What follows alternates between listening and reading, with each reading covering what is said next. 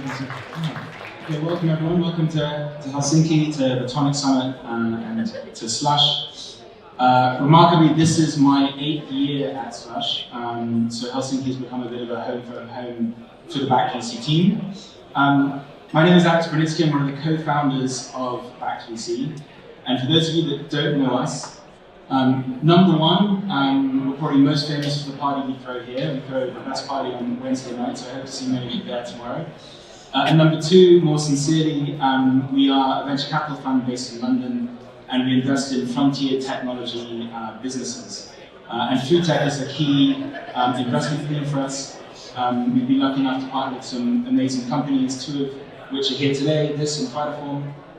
We've also backed businesses in the clean fat space, like Oxen Farms, and the clean meat space, like Needable. I'm very excited to be joined by such an amazing group of businesses, technologists, and entrepreneurs that really are building at the frontier of food tech, so really pushing the boundaries of technology forward. And to give you a sense of how committed they are, Pete, who actually isn't on the board up here, he actually missed his connecting flight yesterday from Frankfurt, and there were no flights to make it to Helsinki, but he drove 6 hours to Hamburg to get the first flight this morning to be here with you guys. So, our future is entrusted with people like Pete, which is great. So, on this panel, we do our best to cover customer adoption, macro themes, regulation, fundraising, and of course, the technologies themselves. So, without further ado, we'll start with some introductions. And I want to begin with the question: when we think about the ideal food system of the future, what are the ingredients that are currently missing? What are the issues that you need to solve today that your businesses are currently building? So maybe we start with you, Mark. Yeah, I guess overall we just have to make food production more efficient, so that already now agriculture is taking up like 50% of the arable land area, and like forests are only 35%. So we cannot cut down any more forests to make more food for the people. So I guess this is overall the reason why we are here. Do you want to talk a little bit about the technology and how you guys are going to solve that? Yeah, so I'm from Solar Foods, so essentially we make food out of thin air, and what it basically means that we have a microorganism that grows in very minimum resources. So we need CO2 and then essentially electricity, that is the main energy source. So basically we can grow food wherever in the world as long as we have renewable electricity. So we don't need any other problem. Anastasia? Yeah, so I'm from Melton Marble, and we use precision fermentation to produce better fats for the food industry and beyond. So basically the idea is to provide a new source of fats that taste better. So for example, give a meaty mouthfeel, juiciness, dairy flavor, but also that are more sustainable and healthier. Because right now this is a huge gap in the industry overall. So this is what we're trying to reach. I'm Will Melton, co-founder and CEO of Phytoform Labs, and we've developed a crop genetics platform to make our crops more resilient and more robust in the face of climate change and our changing food system. We work with seed companies around the world, and we're based in the UK. And I think what we really need to improve on in our current food system is kind of the diversity. So both the diversity of types of crop, but even within crops, the diversity, particularly genetic diversity, which is of course where we think we can add some serious value. I'm Pete, co-founder of this, and I'm only actually here for the back party, that's why I drove to tonight. So we're a consumer meat alternative brand based in the UK.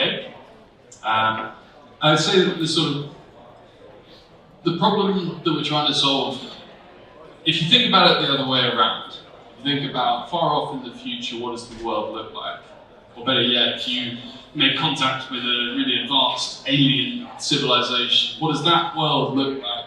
I think you can picture it really easily. You don't have hugely polluting plumes of diesel smoke coming out of their vehicles. You have extremely efficient communication.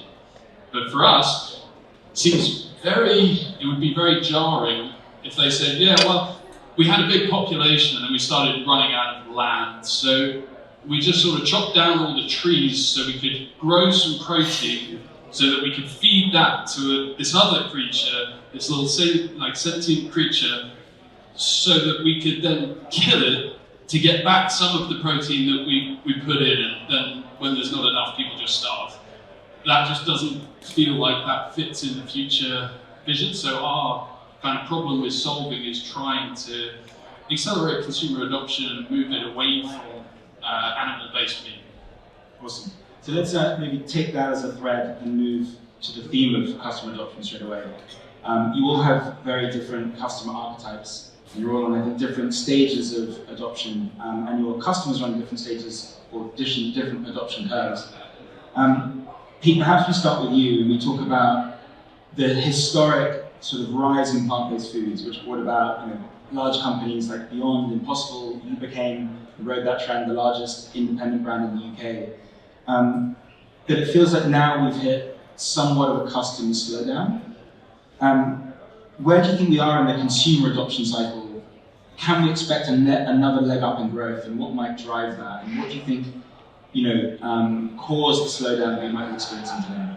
Yeah, for sure. So I'd say from sort of probably 2018 to 2020, 2021, there was this huge boom. I was raising awareness, like say the headline grabbing sums being raised by Beyond and Impossible. I think overall, part of the reason why that growth curve slowed is because there was such an over-proliferation. There's so many brands, there's so many products, and there wasn't, in my opinion, anywhere near a good enough eye on quality. So what I think happened is, we've got quite high repeat rates, so we get people in, they tend to stick. But it was such potluck. You pick something up off the shelf, you taste it, you think, plant-based food still tastes like crap. I'll give it another go in a few years. So I think a lot of customers and consumers got burnt in that journey. But in terms of like the next phase, about a third, about 30% of the UK population buy plant-based now, which is huge from where it started. I think those guys have tried something, they like it, they're coming back, and I think that will grow organically to an extent as products keep getting better and some more realistic or reaching other needs. But I think the really cool thing is that remaining 70%.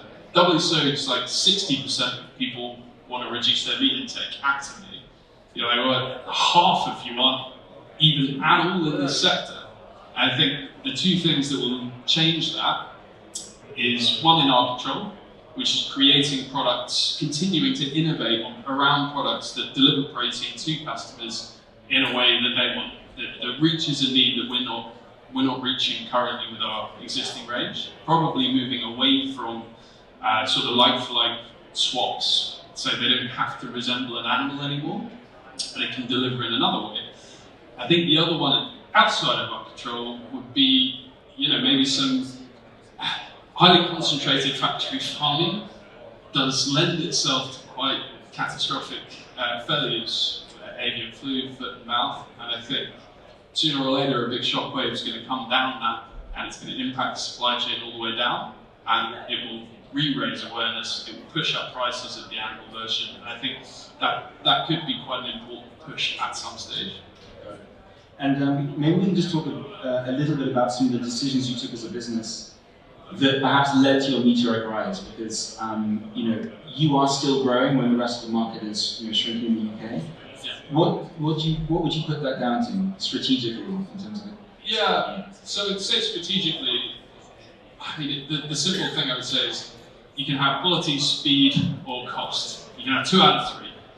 And I think for us, it was quality and speed. So our whole focus for the first 3-4 years we existed was just the best product quality we can possibly get to, and innovating around that as quickly as we can. That sort of fail fast, launch quick, didn't work, move it on to the next, and then start applying that to existing and keep getting them better.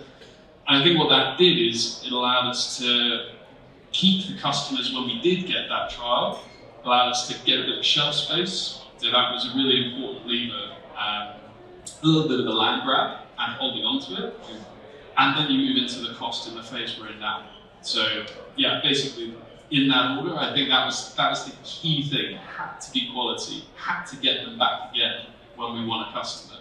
So bloody expensive to do them. So yeah, I think those played out quite well for us. Awesome. Thanks so much. So Will, maybe we move on to you and your adoption cycle. So you're a novel crop manufacturer. Who are the typical customers that you're selling? Like, what are you actually producing? Who are you selling to? Are you selling to farmers? Are you selling to other people in the industry? And maybe you can walk us through what the challenges are from the sales cycle and product development cycle that you guys face. Yeah, sure. So yeah, what we're basically selling are genetic solutions, right? So our customers are usually like seed companies, so you're probably familiar with some of the big ones like Syngenta, maybe even Eagle Corp, Monsanto, but also food processing companies actually. So a lot of food processing companies actually own their own genetics and supply chain. So we're not working with them yet, we'd like to, but PepsiCo is a good example, right? Owner of Lay's and Walker's Griffs. They actually have their own potato breeding program, which I don't think many people realise. And of course, potato is a big raw material for them, so an incredibly important part of their supply chain and something they focus on. So that's the sort of customer we work with. And I think what's been really fascinating since we started the company 4 years ago, when we started, a lot of the focus was on quality, so improving the quality of those raw materials, which has definitely changed considerably. Now every single customer we talk to is focused on improving the resilience and robustness of those crops in the face of all the recent shocks that we've been having globally. So obviously climate change is a massive one, but also things like like the Ukraine war, right? As a result of that, we saw shortages in a whole host of different crops. So, sunflowers are a good example. Sunflower seed is actually pretty crucial for our sunflower oil worldwide, and that basically almost disappeared overnight. And then we've also seen massive hikes in commodities as well, input commodities like fertilizer, which in the UK and US increased by 400% over a year, which certainly in the UK, that basically just took some farmers out of the industry, right? They just couldn't afford to continue.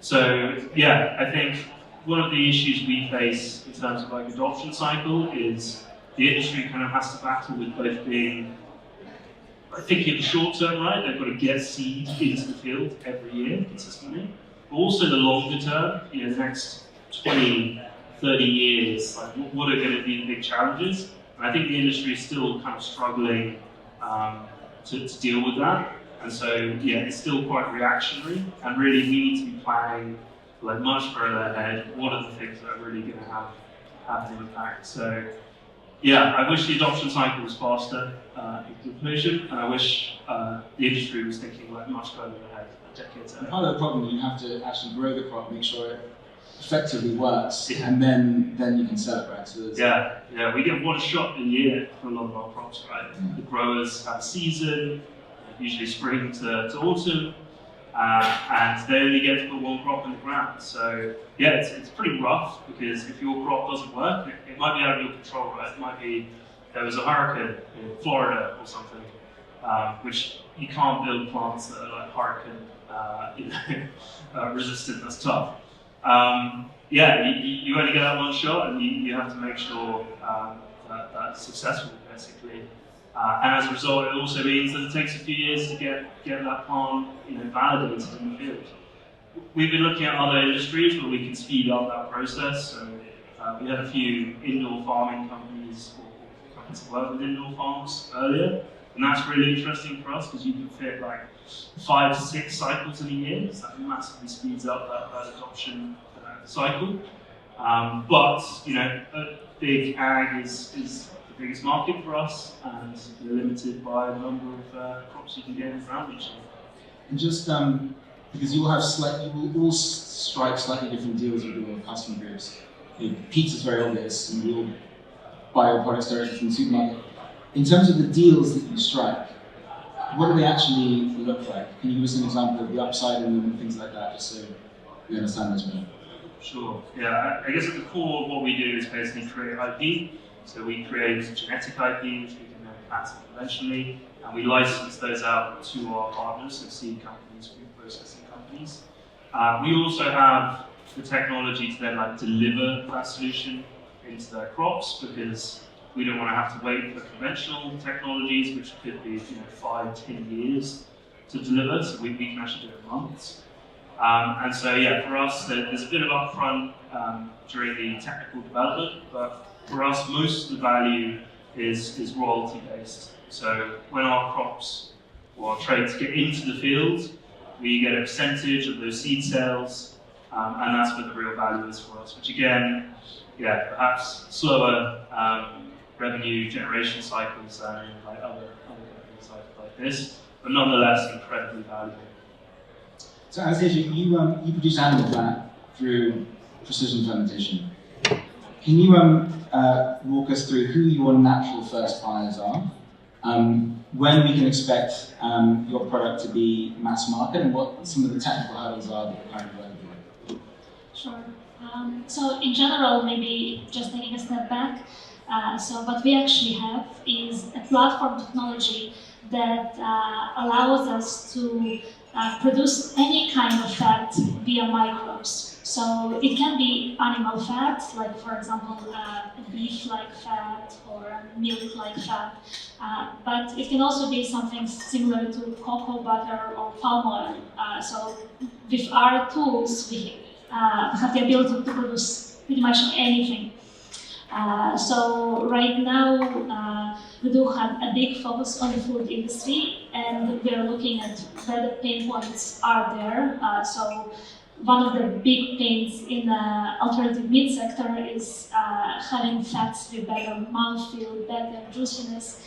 And this is something that, for example, meat-like fats can deliver. So our first product is basically delivering those kinds of properties. Yeah, we also have a portfolio of further products to tackle different kinds of industries.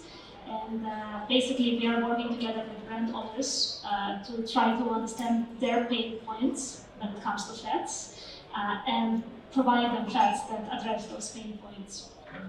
And how much is the ecological component of what you guys do important for your customers, or is it actually just about quality? Is that what they care about?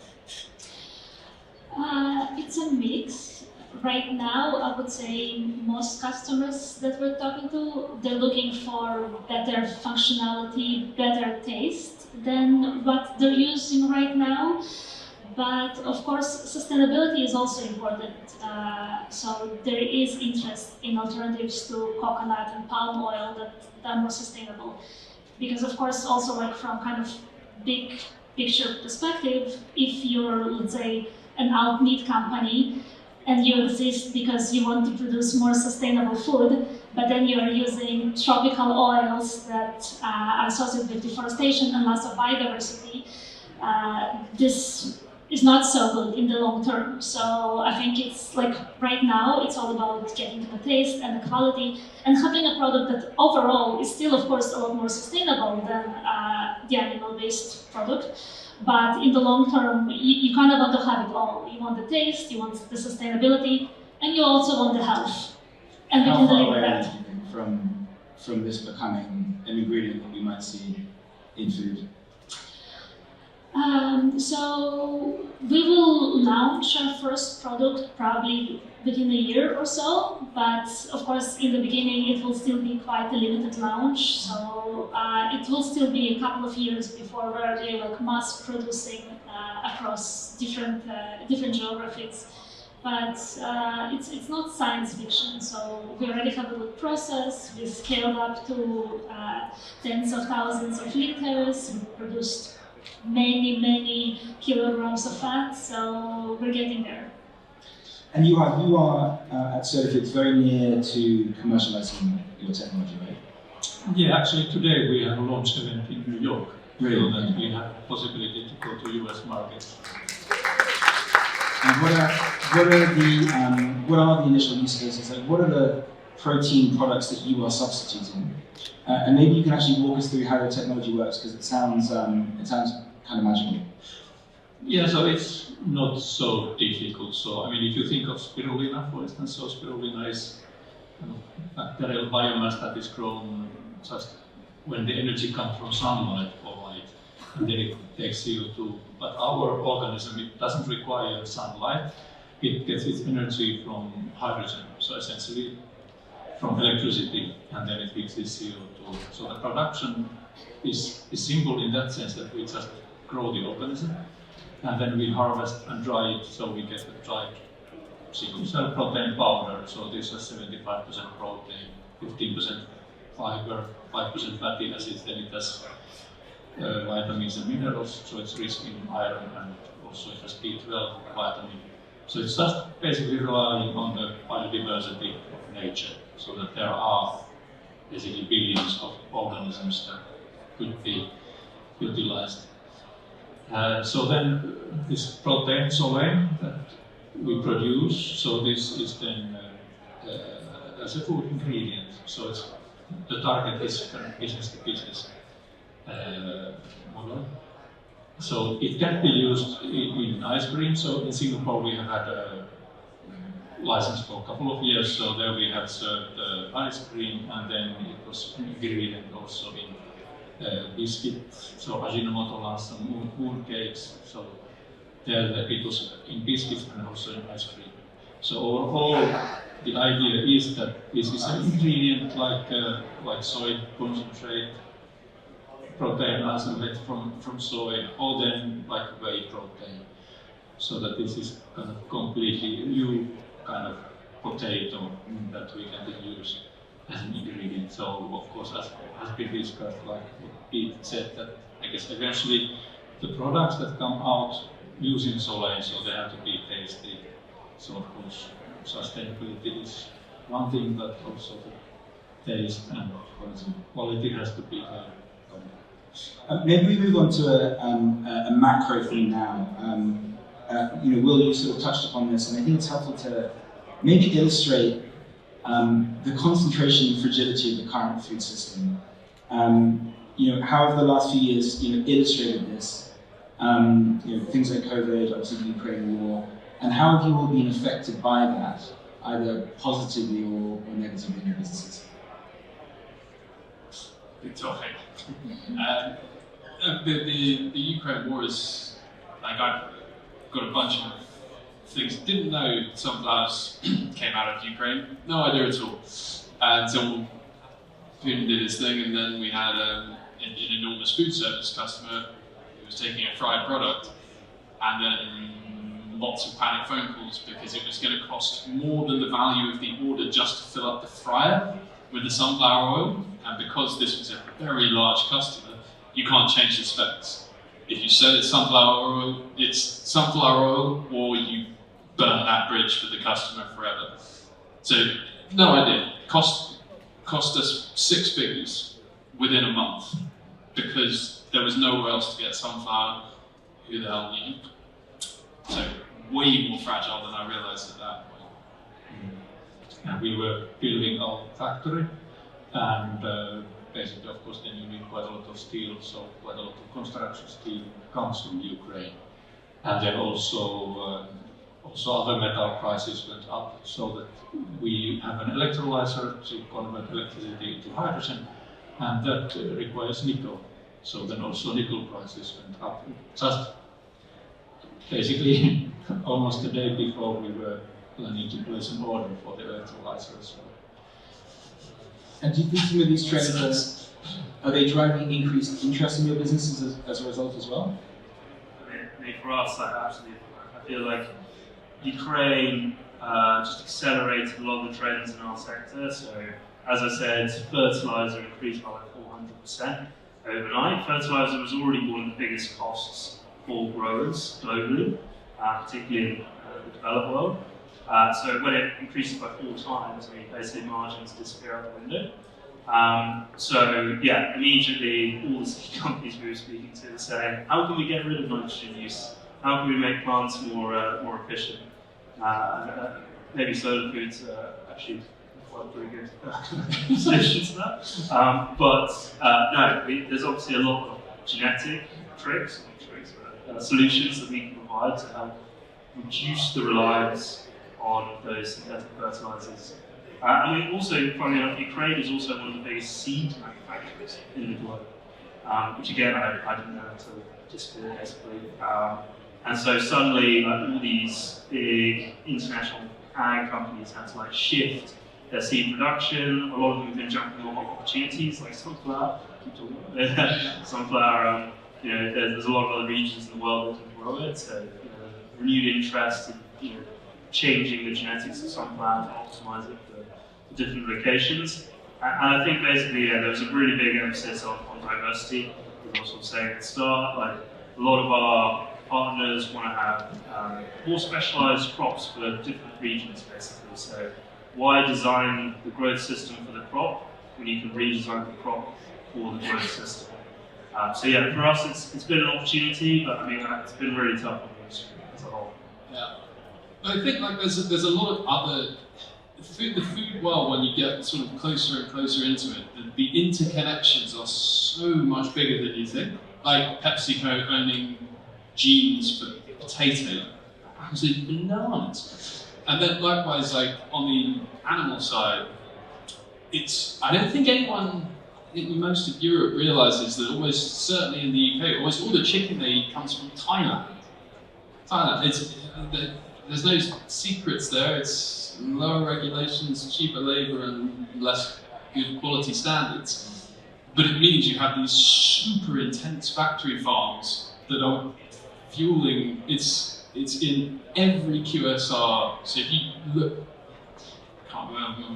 definitely if you were to look at someone who made fried chicken, for instance, I know for a fact that big ones of those all comes from Thailand. Tesco, Sainsbury's, it's everywhere.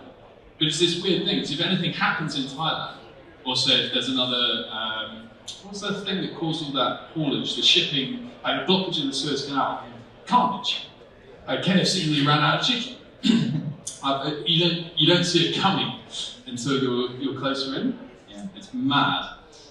When you speak about regulation there, so I wonder whether, Anastasia or Juha, you can talk a little bit about the regulation in your markets and how you've been smart around maybe circumnavigating the complexities with that. Are there certain regions that are more permissible?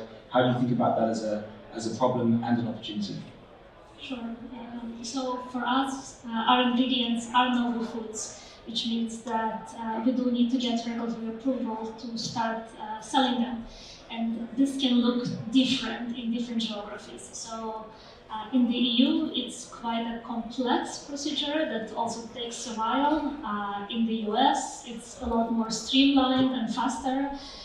So for us, this definitely informs where we are targeting our first customers. So we will probably launch our products in the US just because we can get through the regulation much faster. And at the same time, we are also looking at other applications and opportunities that maybe are beyond foods. So for example, if you're looking into fats for, let's say, cosmetics, this is also super interesting for a lot of brands, and there it's a much easier regulatory framework. Yes, of course, we have a completely new organism which has not been consumed by mankind before, so basically everywhere is a novel food. We had our novel food dossier ready basically 3 years ago. We submitted to EU and then also to Singapore and to UK. And 1 year later, so 2 years ago, we got approval in Singapore. So Singapore is of course fast in this because they have basically targets that they want to be more independent in food production. So that's what they are going for. So then it's they process much faster. In EU, we are, after 3 years, we are still in process. Of course, there has been some unfortunate regulatory changes in EU, increase in transparency regulation, which is basically, I think, added 2 years on our road. And I think after we went through that part, they have made it easier. So the timing was particularly not in our favor.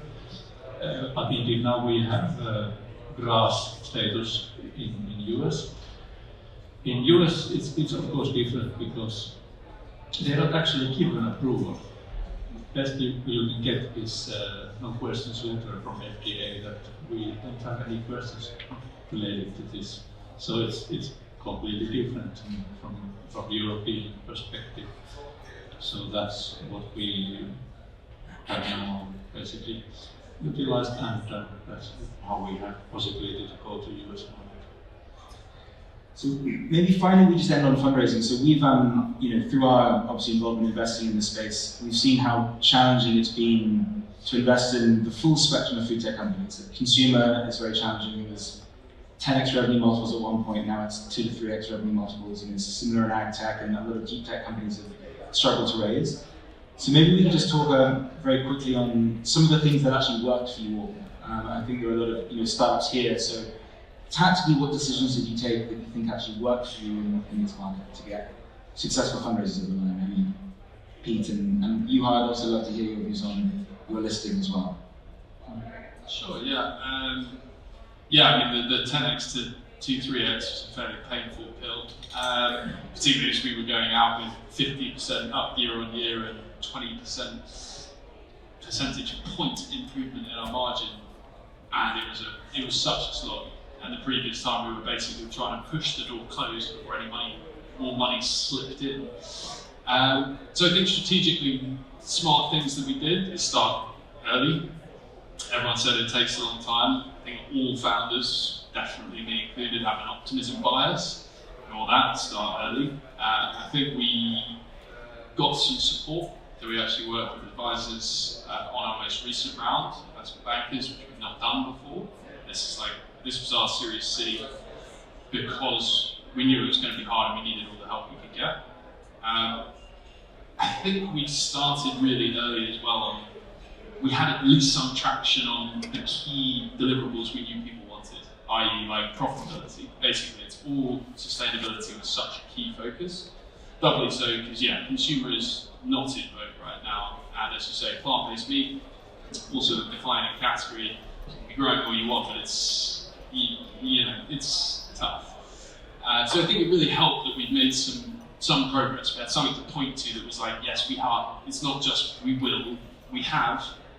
This is what we've done so far. This is the second half. And then I'd say the third thing was the team. So I think before we even went out to raise, Gandhi, my co-founder, and I, we had, really tried to look with really objective eyes as to what does, from a senior leadership team and from the rest of the business, what's the team we need to deliver this? What are the right skills that we need for the next phase of growth? Not today, 5 years' time, what will we need? Because it's going to take 3 to get them up to speed, which ultimately led to us bringing on a CEO and formalising our senior team, which was 100% the right decision from my perspective. Also, we said goodbye to 10-15% of the rest of our team. So I'd say those are sort of 3 or 4 key things that I think would have been very hard to get around away without.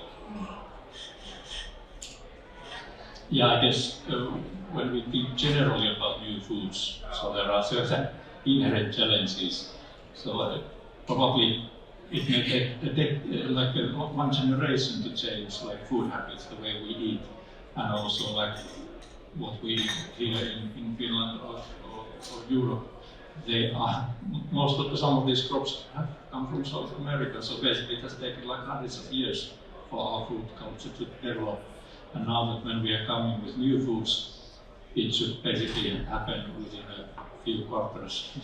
And then of course another challenge is basically the investment costs, so that it is just so that economy comes from big scale. So that there are, of course, if you think like soy and whey, so that there's quite a big existing industry already. So that in order to eventually be able to compete with price, we have to invest and build quite big factories.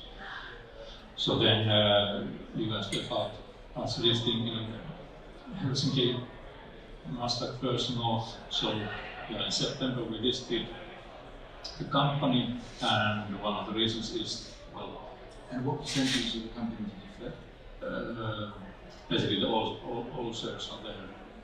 But yeah, so it's all there. Congrats. And one of the things is, I guess before listing we raised, I think, 120 million euros. But then basically to build the next factory, I think we need at least the same amount, 120 million euros to basically build the kind of first full-scale factory stage. So, and also that we wanted to, let's say, keep it still in our own hands and Finnish hands, so that there's not so much kind of investment funds in Finland. And was there one thing you think that made you attractive to the public markets so early in your?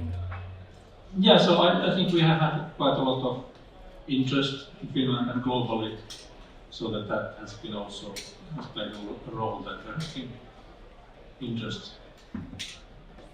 Okay, maybe we've got 5 minutes that we can maybe take some questions from the audience.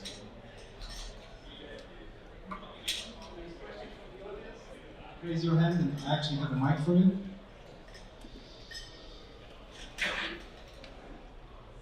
Cool, that was really There we go. Hi, thanks. I'm the backup question, I guess. Talking about the ingredients, one of the big challenges is, of course, where you locate the assets and the crop or feed, whatever you want to call it, for the new ingredients. So, where do you see that all that is coming from, and if it's missing, what should be done to make things faster? Thanks. Yeah, of course, for solar food ingredients is easy because we only need electricity and CO2. So that is, of course, one of our advantages. Yeah, I'd say from my side, like there's lots of different answers. There's 3 really good answers right here. Like all of these are super interesting for our kinds of products, be it soybeans built more sustainably, or whole milk protein. I'll talk to you later. Or meat alternatives. Fat, like precision fermentation. Sorry, sleep information kicking in. And then I think the other interesting thing to hop back on a tiny soapbox is the gaps in terms of the ingredients as they currently stand. A lot of criticism that comes with plant-based meats generally is deforestation of soybeans, like the classic one every flipping dinner party. But the point is 70% of that goes to animal feed.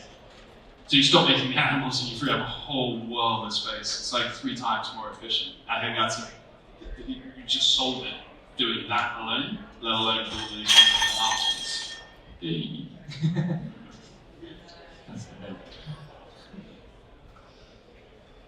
Maybe we end just 30 seconds each on something in the market or the technology that you guys are working on, that you see others developing that makes you optimistic about the future.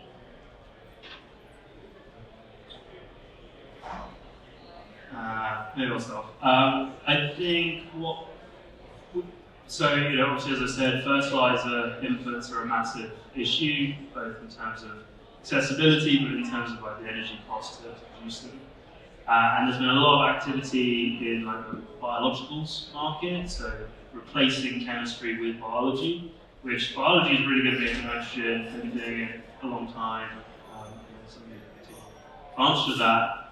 The only issue is we've seen some quite big false starts with that. So, people making some pretty bold claims about what bacteria and fungi can do. But I think we're now in a place where we're really starting to see some really solid progress. And starting to get to that point where I think farmers are really thinking about, can I make that switch? Which is like a revolution in agriculture. Happy to go next. I've got loads of answers for this. I think my biggest one, the single biggest thing that I find really gives me a lot of conviction and confidence that we're going to get there, is coming to stuff like this, and you get so focused on your own little world, but coming here, you just see how many angles these massive problems are being attacked from.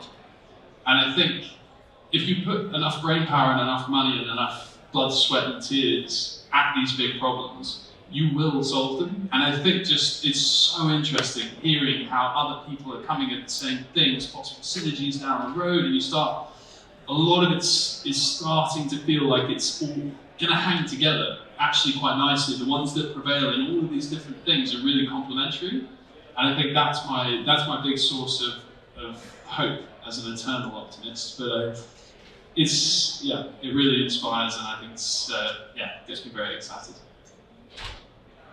I would also say so all of the challenges that we see right now with the food system, so whether it's lack of sustainability or resilience because of climate change or worse, in the long term, this will really just promote technologies that are more efficient, right? That are more sustainable, that are more resilient. And it might take a little while to get there, but I mean, sadly, climate change is not going to get any better. So at some point, the technologies that are more resilient will just be more competitive than what we have right now. So I think for me, what always gives me hope is that I would say the fundamentals behind what we are doing, that is still correct. We are working on things that are more sustainable, more efficient, better for humans and the planet. So. Yeah, so before Solar Foods, I had a research career, and now I feel that I've been all the time looking, basically 20 decades, that what should I do, what the technology that I represent, where can it start actually, and now I'm positive that we have a chance to make it work. I think from my side, the range of solutions we see, the creativity of those solutions, the quality of the entrepreneurs and the level of commercial appetite of those entrepreneurs has changed enormously, which I think really shifts the balance here to very clear investment cases as well for venture capital. Okay, thank you very much.